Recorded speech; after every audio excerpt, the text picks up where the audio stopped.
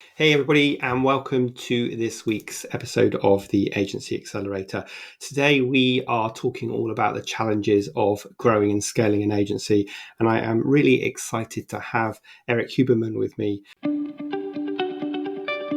Accelerate your agency's profitable growth with tools, tips, and value-added interviews with your host, agency owner and coach, Rob DaCosta.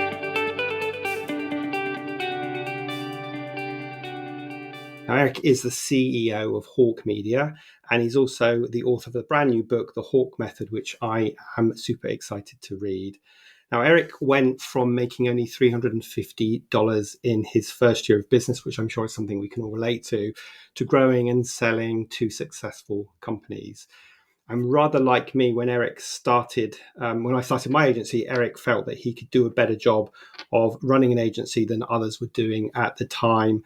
And he also wanted to make sure that his agency was accessible to small businesses. So he launched Hawke Media. 8 years later, and it's one of the fastest growing marketing agencies in the US and has been valued at over 150 million with 250 plus employees. So that's a pretty impressive, quick track record, Erik. So first of all, welcome to the podcast and thank you so much for giving up some of your time to chat with us today. Yeah, thank you for having me.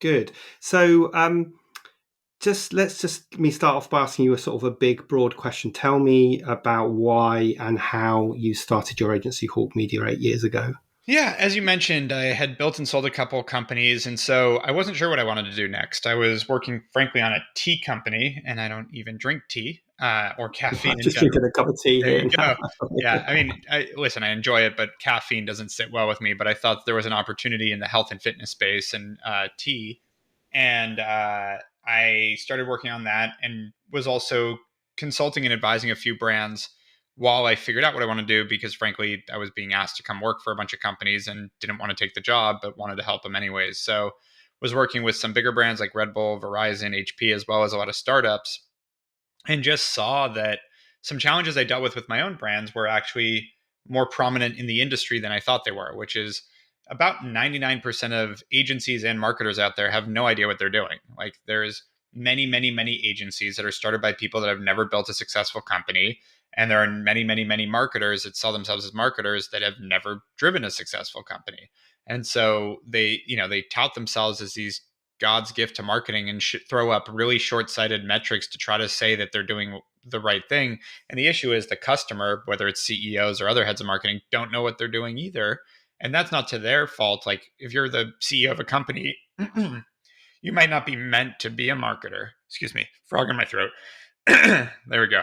So, and then the few that are good, and the 1% of marketers and agencies that are good, tend to quickly go up market, want to work with the bigger brands, want to make more money, want to have long contracts, high minimums, all the things that make them hard to work with. And so the end result is I found that there was an inaccessibility to great marketing, and it frustrated me because it was something that affected me with my old companies, but it's also something that just didn't make sense to me. The people that need marketing the most can't get it. And so after 6 months of messing around with this, I just went, I'm just going to hire my own little SWAT team. Still no plan to build a big company, but hired 7 people, each with their own expertise, like a Facebook marketer, an email marketer, and web designer, a fractional CMO, et cetera. And went back to the companies I was advising for and said, hey, it's all a la carte, month to month, cheaper than hiring in-house. But the idea is we can spin up what we need when we need it and ebb and flow as we need to and be flexible. And the idea is it will be accessible, but the best at what we do. And my original plan was maybe this will then parlay into being my own team for my own brand. And then after like a month, I realized, oh, wow, no, people need this way more than I even thought they did. And it started to take off. And from there, I just doubled down on it and it really started to grow. So after 7 people at the beginning of 2014, we ended 2014 with 17 people. And it just scaled from there, frankly. And now I think we're about 320, even since you were sent that little piece of data. Wow. So, yeah, I mean, I think it's interesting, isn't it? Especially in this day and age where you can be someone that studied a bit of social media or SEO or PPC or something and set yourself up as a marketing agency and then Exactly. claim to do it. And of course, like you say, the clients that are buying you, they don't understand this sort of magic art. So they're relying on the sort of ability of the person. And so it's kind of hard to separate the good from the bad these days. Yep. That's exactly it. And it it's just one of the only industries I've seen that I can manage hundreds of millions of dollars of other people's money, and there's no oversight, there's no test, there's no certification. It's just, I mean, there are random certifications throughout the industry, but no one looks for them. So it's a weird industry, and I wanted to create something where it was a well-known brand, but again, easy to work with, so that we can solve that for small and medium businesses. And we still work with a lot of the biggest brands out there, but that is not the only goal. We want to work with all brands, all sizes, and still maintain our accessibility. So tell me, once you had got to 7 people and you decided, okay, this is an agency, this business model has legs. Did you have a sense of that you wanted to get to 300 people by 2022, or what kind of plan did you have at the beginning? Yeah, good question. I actually did set a plan up for the next 4 years of the business. And it was a revenue goal and what it would take to get there. So it was, I want to do 1 million the first year, 2.5 the second year, 5 the third year, and 10 the fourth year. I don't know where that came from, but that's what I laid out. And we came within 1% of every one of those goals. And frankly, one of the mistakes I made was I didn't really look up to figure out what was next until we hit 10. I was so focused on we're just going to do this that we actually had a couple. I'd say the most painful years of the business were the 2 years after hitting $10 million, when I was like, I don't know what to do now. Like, I guess we go to 20, and then we didn't hit 20, but we forecasted for it. And, it turned into, there was no real vision for the company in those 2 years. My favorite explanation of it, one of my friends actually came to work for us in that period. And he said we were in our puberty stage where like our body didn't quite fit our head. And like, it was just like everything was a little discombobulated. We were trying to hire executives, but we couldn't quite afford it. We basically made no money those 2 years. Like, we made a little bit of profit, but it wasn't anything meaningful. And for a bootstrap company, just to be clear, you lose money, you fail. So like, you do have to profit.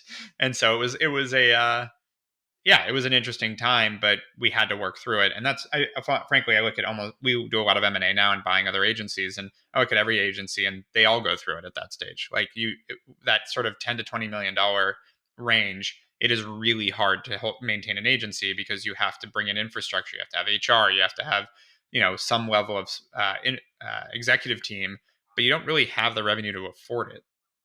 So Yeah. And it's interesting that you said that your initial kind of goals were just revenue focused. And I always say to my clients, look, a plan and a vision is a lot more than just revenue and people. It's about who you are. It's about the products and services you sell. It's about who you sell them to. It's about the systems and processes you need to support that that. goes So you into don't it. fall over. We have to simplify it, though. To me, it's a scoreboard. Like, if our revenue is growing, we probably are picking the right people, assuming we're maintaining profitability too. We're picking the right people, we're hiring the right people, we're taking care of our clients. Like, we're month to month. If we don't take care of our clients, our revenue is not growing.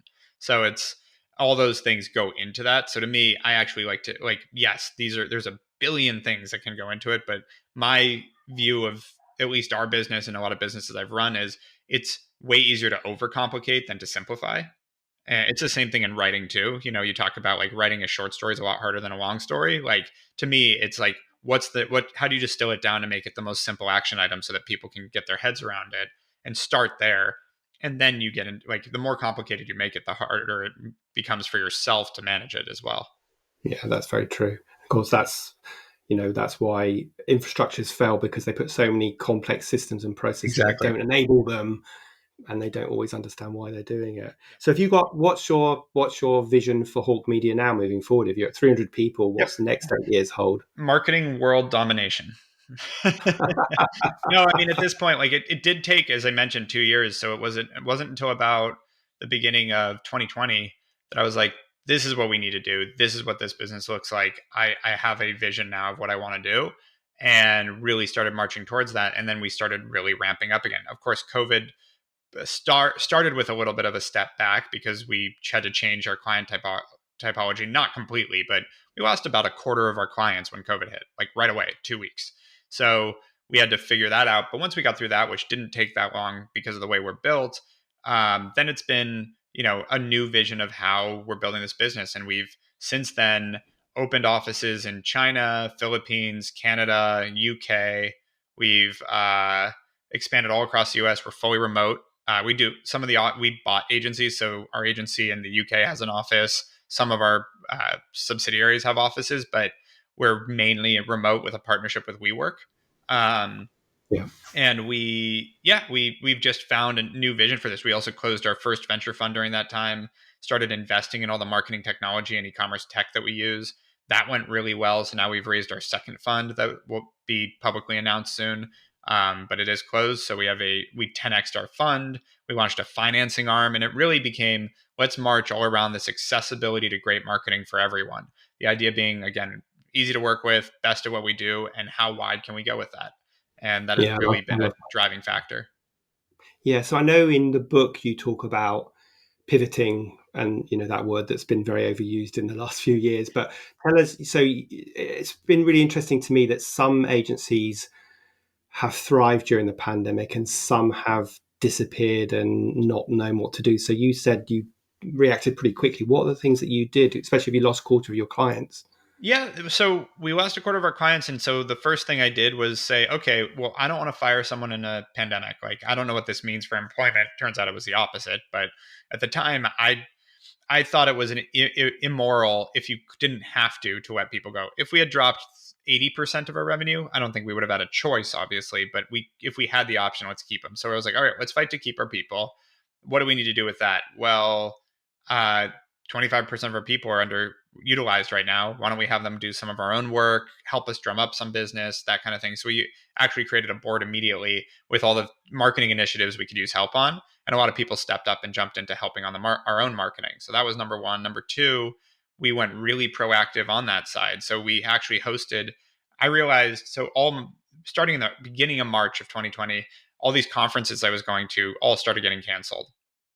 And so by mid March, when everything shut down, we were in the last week we were in the office. I was like, there's everyone else is in the same position. We all have these conferences we're banking on to drum up business and networking, and we don't have them. Why don't we throw a digital conference, throw up a Slack channel, throw up a conference, etc. So April 7th of 2020, we threw the quarantine conference, and I called in every celebrity or big name person I could to try to get them to speak, and I got quite a few of them. And so we had like Damon John and Anthony Scaramucci and Dan Price and Brandon Webb, all these people that were really big names talking about their different perspectives of how to navigate this situation. And obviously, Damon John's a great businessman. Anthony Scaramucci's been through a few things. But even Brandon Webb's a famous Navy SEAL. Like, from a military perspective, how do you navigate a crisis situation like this? And we had 4,500 people, I think was the number. It was over 4,000, but I think it was 4,500 people attend the session. It was a full day. And that our biggest event prior to that was 600 people that we had hosted. So, like, blew it out of the water, and we did it in 3 weeks. And we did it for, I think the whole thing cost me $10,000, but I'm pretty sure we raised 50,000 in sponsorships. So it was a huge success for us. Not financially, it's not a big deal, but I'm more of like, this ended up, every metric killed it. And it also set us as, sort of the wartime leader. And I realized at that point, and like leading up to that, there was a quick period where it was like the we're all in this together period where everyone just wanted comfort. And then people wanted information and knowledge. And like, what am I going to do about this? Like, we can, wallow in it for a couple weeks. And then what the hell are we going to do? And that was like perfect timing that we became a thought leader by association and by hosting it in the space that then everybody the phone was ringing off the hook. How do I navigate this? And so April, we dipped about 15% in revenue because that's when the loss of 25% of our clients hit. But we had replaced 10% of them in April. By May, we recovered. By June, we had a record month. There's definitely a good moral in that story, I think. And it's interesting that if there's one positive thing that comes out of the pandemic, it taught us more efficient ways of working. So Yeah. like you just explained that conference, that you could reach so many more people than you would if it were in an in-person conference. Well, and I think what I learned the most about that is we had it easy. I'm just going to be blunt. Like, we did have a scary few weeks, and then we were okay. I have a friend that had a chain of 25 gyms across Canada. Canada, I think, is still locked down. Like, they don't know what to do with this thing. So Canada, so he called me that first weekend, whatever, March 15th, and was like, I'm not sure what to do. He's a friend. And he decided within a few days, I've got like 400 full-time trainers. I've got a ton of clients all over the country. They all still need to work out and the trainers still need to train. Let's just charge them the same thing to do it virtually. So all his revenue stayed intact, which is absurd. And so then he figured out a new business model that he's now scaled and raised money around. I think he's raised $2 million, and he's built an 8-figure business around virtual training. Whereas I know of many other gyms that just shut down everything. We had clients like this that, like, instead of trying to make a pivot and figure out how to adapt, they just stuck their head in the sand. And so to me, there's like a little bit of, Darwinism and survival of the fittest, but I don't know that fittest is easily defined anymore. I think there's an adaptability side of things that you just have to have in business, because we talk about this all the time, whether it's COVID, whether it's trade wars, whether it's a world war, whatever it is, or a local situation, a riot, or your own company getting sued, whatever that challenge is, they're always coming. And if you can't adapt and shift and change and, play with it, well, you're going to fail. So, like, just be ready for that and understand that that is the job of a business owner.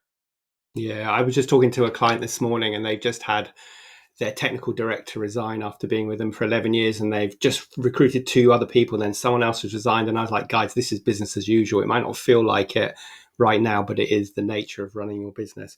So if you can cast your mind back to your early days, because a lot of our listeners will be those sort of small to mid-sized agency owners, talk us through some of those key challenges and hurdles and blockages that got in your way, to sort of help some other agencies Yeah. as they go through similar challenges. Yeah, a few things. One, I think one of the biggest things we did wrong in those, again, I always point back to those 2 years, was that 2018 and 19, because it really was what felt like the rough times at Hawke Media. We had outgrown a lot of our team. And so we had people that did not want to, like, we hit that 10 million mark, which was all we talked about. We didn't talk about the money. We just talked about, like, we got to get to these numbers. We got to get to this size. Like, and then it was like, well, that's what I signed up for. I guess we're done. Like, what, and so then visions got convoluted, and, like, we had different executives that had been there since the beginning that were like, I don't want to build a big business. I don't want to have hundreds of people. Like, this sucks. I want to go back to 15 people. And so you have those people challenges. And what I found is every time you double the business, you outgrow its infrastructure. And that doesn't mean that people can't come along and, flex into the next position, but a lot of people can't. Some people can, but a lot of people can't. And so you end up outgrowing a lot of your team. And so we also, like a lot of small businesses, we thought of our team as a family, and we have to keep the family intact.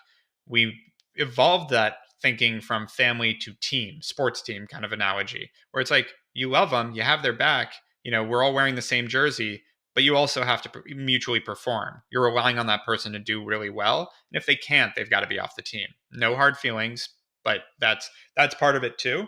And so recruiting the best, continuing to build for what you're trying to get to, that's super important. Maintaining your profit. Again, I'm talking to agency owners that aren't raising money. And frankly, if you're an agency, don't raise money, don't get debt. Like, you're mismanaging it if you need either. And so with that, one big mistake we made was hiring ahead, basing our hiring on our projections, not our actuals. It's much easier to make people work a little harder and flex when you're, a little understaffed, than to be overstaffed and trying to keep above water. So that was a huge mistake we made for a while, that we just kind of churned. We just sat there, sort of hamster wheeling our business, where, like, yeah, we made revenue, but we couldn't profit at all, which meant we couldn't invest in more growth. It was not a good situation. And so that was a big learning. Early on, I think one of the biggest learnings I had, someone told me that at least for the first 2 years, I'd be the main salesperson. And in my case, that was 3.5. So 3.5 years in, I was still driving. We had 3 salespeople, and I was still personally driving 85% of revenue. And I realized that was not scalable. Now, keep in mind, at that point, we were about a $7 million run rate, and I was driving 85% of it. And then finally I went, okay, I can't grow past this. I've capped myself out. I now have to figure out how to scale better than this. And so there's a lot longer story to this, but I was sort of motivated and inspired to make that shift. And that's when I basically stepped out of sales, started pushing all the leads that I was getting to my team. And we dipped in revenue for a couple of months, but then came back, and I watched it closely. So it was a little nerve wracking. Like, I think it's going to be okay, but let's watch this. And then we got it going. So that was a big step. And then you just, again, every time you double, you have to relook at the business and go, okay, so we're in a new phase. What do we need to change? What are we doing? And decide also when to take those steps in growth, because I think the other thing is growth is expensive. So I've sacrificed profitability in exchange for growth, because that's what drives me and that's what I want to do. That's not for everyone. You don't have to do it that way. And which frankly brings up, I think, the most important point, which is build your business for what you want. Because we talk about it like self-retention is the most important part of this. Like whatever you're trying to build, like you need to make sure that you enjoy it, you want to do it, you wake up in the morning ready to work. Because if you're having to deal with things you don't want to deal with and you have to do things, it's not going to stay in, and it's also not going to grow because you're not going to be passionate about driving it forward. The moment you get to check out, you check out, as opposed to no, I have more work to do, I want to keep doing this, I get to do these exciting things. And you've got to keep it exciting and fun and engaging for yourself. Yeah, it's really interesting because one of the questions I just wrote down as you were talking, which you kind of answered, was how do you define success? Because I think in the early days, a lot of agency owners will define success by money, but it Yeah. isn't always that, is it? Well, no, and I've said this. If I got quoted on a podcast that has gone kind of viral, which is interesting. About, I've done a lot of research on like what does it take financially to get to a point where it's like you're good, and it's somewhere between $1 and $2 million a year. Every wealthy person I know lives off that. It's 1 to 2 million, and that's like kids in private school, private jet, vacation homes, like, and then after that it's literally just a bigger plane, a bigger boat, or a bigger house, or more houses, like, or more of any of those. Like, that's it. Like, your lifestyle, you're going to the restaurants you want to go to, you're traveling where you want to go to. So, money, like, there is a threshold. Don't get me wrong. Making $1 to $2 million a year is a lot of money. But when people hear about 10 million, 50 million, 100 million, like that money, then it just becomes a different challenge of what do you do with the money, honestly. And if you're responsible, you're not blowing it. Like, there's a little bit of a flash culture too that I think is ridiculous. But that sort of goal of success gets accomplished quickly, and then money's just, it becomes literally a number in your bank account, and it really does. It's not. And the more money you earn, the more stress you create for yourself because you've got to keep earning it for you and your team, I guess. On the revenue side of the business, yes, but in terms of personal wealth, it's just another thing. I get to it literally, like, I have multi-billionaire friends. We go to the same restaurants, we drive the same cars, we travel the same. Like, it's not there's not much of a difference. They might have their own jet and it might be bigger, but it's really not that big a deal. And so to me, success is more about being able to do what makes you happy and having the freedom to really do what you enjoy. And I feel that, like, part of that quote that was happening is like, the reason I did all this is because I've been offered to sell my company for a lot of money, more money than my grandkids would ever need. That the interest in the worst case scenario is going to make more than $2 million a year. So it's like that. Okay, so if that's the case, do I want to do it? Because I already make good money. Do I need money for anything? The answer was no. And it's a weird thing to say, but then it becomes, okay, so what do I want to do? Well, I like growing and building this company. I like serving our clients. I like building a place that employees can thrive. Like, this is very rewarding for me. And I would be doing this regardless of how much money I had in the bank. And so, do you think you've learned that through wisdom of experience of building businesses before, or did you know that from the beginning, right when you were starting your first business? No, I think I learned that from this business. I think if you had, even in 2018, when we were through that, painful part, I looked at selling the business and was like, what's out there? Didn't like what I got offered, but that started me on the path of like the issue. Part of the issue, I think, is we live in a world that celebrates exits and selling your business. And so every business owner thinks that that's the point. And you realize that the richest people in the world never sold their business. They might have brought on investors or IPO'd, but they still run it and own it. I'm talking Bill Gates, Steve Jobs, Tim Cook, but he's not the original founder, but Mark Zuckerberg, Larry Ellison. Like, these are literally the richest people in the United States. Even Warren Buffett, he sells things, but he owns Berkshire Hathaway still. Like, the richest people in the world stick with it, and all of them. And it's one of those things where you look at that and go, okay, so that's actually the path. If you can find something that is sustainable, which goes back to the first point, which is you've got to build it that's what you would want to do. And so part of that, we got offered to sell the business a year in, and we decided not to. And my partner and I discussed, okay, if we're not going to sell, what are the things we would do if we did sell so we can make this a marathon, not a sprint? That we're like not waiting to like, we got to get out of this in 4 years so we can do X. Why don't we just do X now? And for me, it was traveling at the time. This is, again, 7 years ago. I wanted to see the world. So I was like, I'm going to do 2 or 3 really cool trips, 10-day trips. So take off 5 days and, weekend to weekend kind of thing. I'm going to do that 2 to 3 times a year. I'm going to go somewhere cool. And he wanted to play golf every other Wednesday morning. Became a really good golfer, by the way. And we did it. And so then it was like, when we got off other offers, it was like, why? What then? What? I don't need to. I don't want to travel more because, frankly, even those trips, by the end of them, I'm always like, all right, I'm ready to go back to work. This has been enough. So what's the point? And then I knew that I wanted this to be a platform to be able to do things like you mentioned the book and launching this book that's coming out and doing all these different things that I get to do, learning M&A, expanding internationally, running a venture fund, all these amazing things. That's what drives me is I want to get the most out of life personally and professionally that I can. I want to experience everything. So I am a hobby junkie. I got my pilot's license recently. I snowboard all the time. I do all these other things. And then with business, it's like, okay, so now I've learned how to do business here. What do we do next? What do we break next? And I love that. And it's because it also drives the growth of the business, but it also, frankly, makes it, we're constantly managing growing pains would be the best way to put it. It's because I'm always throwing new wrenches in it. We bought an agency in Canada, and after buying them, realized that our payroll company didn't serve international employees. So we had to scramble and figure that out. And we're still fixing it. With the employees got paid, but we literally have had to wire the original founder money into his bank account to pay the employees for months while we figure out how to fix it. These are things that I enjoy. As weird as that is, I like the challenges of growth. And so I'm constantly seeking those. Yeah, it's such good advice. I think a lot of people think that the ultimate definition of success is selling their business. But when you're selling a service-based business, you have to be really honest about what it's worth. And, I sold my agency and I was tied into a very unpleasant 2-year earnout with the big agency that bought us.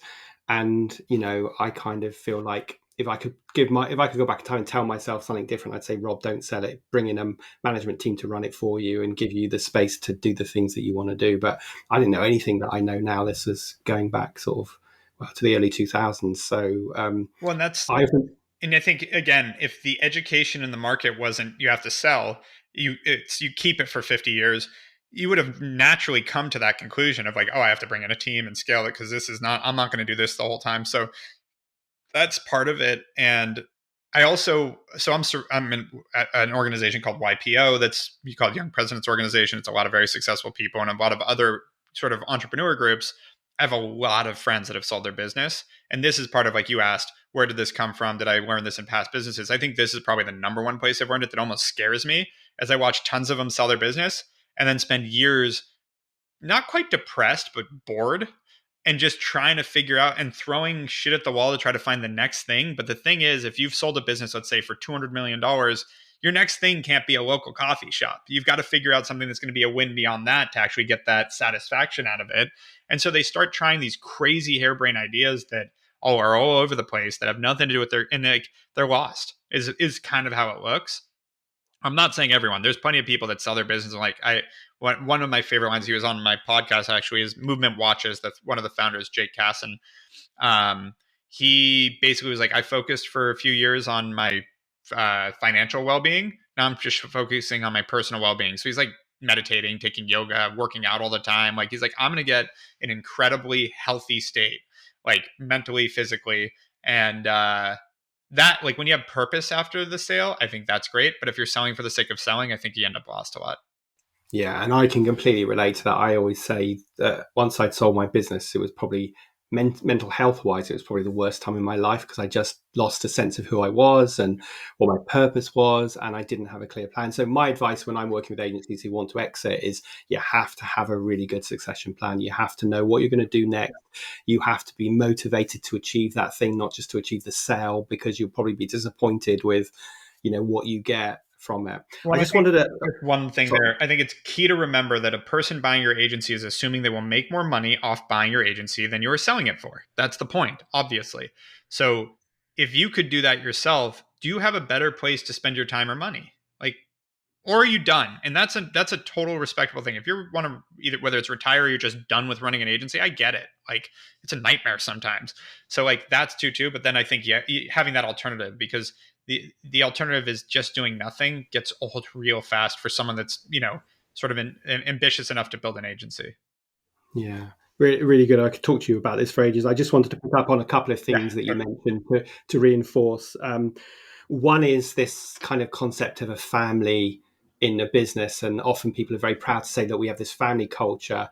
And I'm always saying that's really unhealthy because when you think about dysfunctional families, that's what you end up in your agency. So I really like the sports team analogy. That's a much healthier way of looking at it. And I just want to ask you one other question. You talked about 3.5 years in and you were still driving all the sales. And I think this is something everyone's going to relate to. But I think sometimes people, no matter what they try to do, find it really difficult to extricate themselves from either the sales or from even some of the client work, because the client expects them to be on their account. So what, in a nutshell, how did you extricate yourself? Well, let's start by getting away from the word difficult.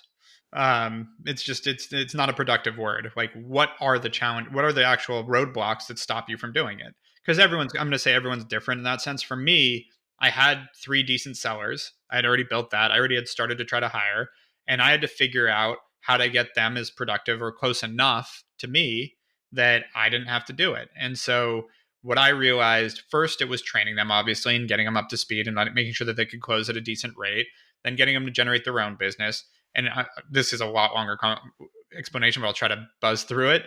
Then it was figuring out that I was getting the best leads because it was my network sending me introductions and things. And I'd built a really good partnership network. And so if I'm going to eject out of it, now that I know they can close business, I need to give them the business to close. So I started giving them my leads.